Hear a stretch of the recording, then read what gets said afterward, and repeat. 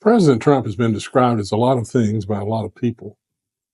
People who know him say he has a great sense of humor. We've all seen how tough and resilient he is, and we know he will fight back. But President Trump quietly showed all of these traits with a single act. What was it? Stay tuned. Hi, I'm Dr. Ken Henry, and this is Conservative Commentary, where we spread the MAGA message. Before we dive in, I'd like to ask for a favor. Please like, comment, share, and subscribe.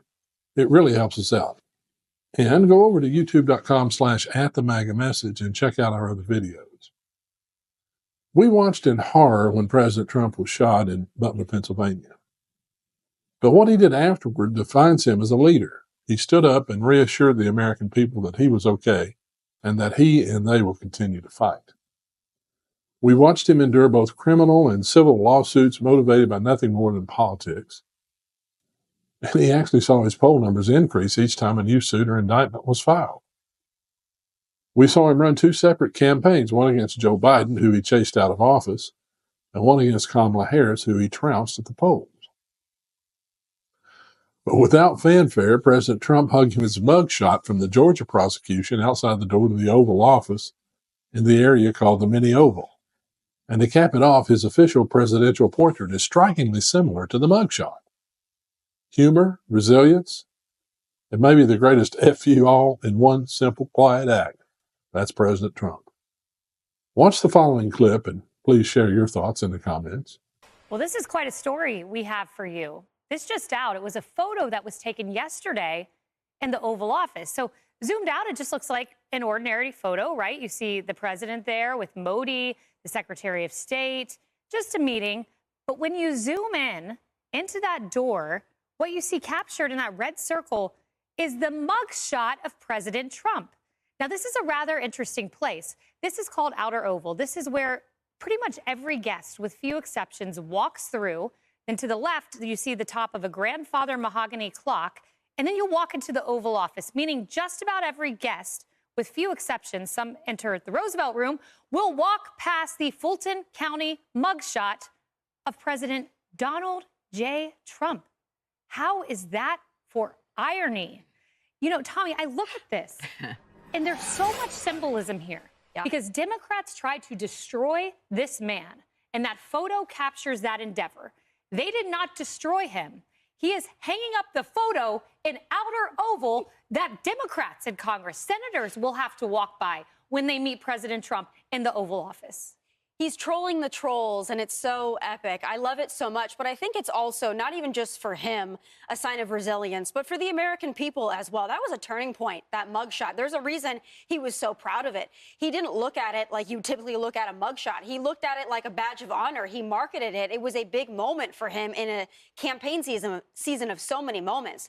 But it is also indicative to the American people, so many that have felt beat down, that have felt run down, that have felt stepped on and squashed by this behemoth that is the federal government. This is also a picture for them, reminding them, hey, look at all the things that Donald Trump went through. I can get through it, too. He has an army of people behind him. Republican, Democrat, Independent, doesn't matter. And that's symbolic in that photo. I think it's beautiful. I think it's great. And I'm so glad he put it there. What a reminder to everybody that you will not get him down. Lisa, I think that is so perfectly said, and particularly the point about the turning point. I remember the Fulton County Jail. Do you remember we had like overhead shots of the motorcade going to the Fulton County Jail? I remember listening to the liberal media, almost gleeful, describing the stench and the smell, and he'll be treated like an ordinary criminal walking into the jail. He gets the mugshot, and here it is in the world's most powerful building. Well, I mean, the worst was when the convictions came down here in New York City with the hush money case. I mean, I thought that he was going to go to jail. I mean, I remember I was like drinking wine, eating a pint of ice cream. I was so depressed. I was like, this is the end of America as we know it. And it's all over, this constitutional republic that we love. So look at everything that he survived. This is just the biggest middle finger to the left. Like, you tried to come at the king and you missed. And beyond that, I think basically over the past 4 years under the Biden administration, he just took like copious notes every single day about when I get back into power, this is what I'm going to do. And now he's doing every single one of those things all day long, every day since he took office. And he's really probably going to go down, I think maybe already has, as one of the most transformational political figures in American history. I mean, look at how he's changed the Republican Party. It's completely different than before him. Look at how he's changed the media. Look at how he's changed the way we view the government and the corruption that he has exposed us to. So, you know, they tried to take him down. They couldn't. And a middle finger to those people. And his presidential photo, which we have, and we'll put it up, a lot of people suspected he was emulating the mugshot photo because it's kind of the same downward look, the same glare, this fierce shot of someone who is ready to come in, drain the swamp, fix the bureaucracy. Well, it's an ultimate power move is what it is. I mean, this is in the Oval Office, right? You can have world leaders, members of Congress, and it's a reminder that look at all they tried to do to this man, right? They tried to put him in jail. He was shot at, almost connected.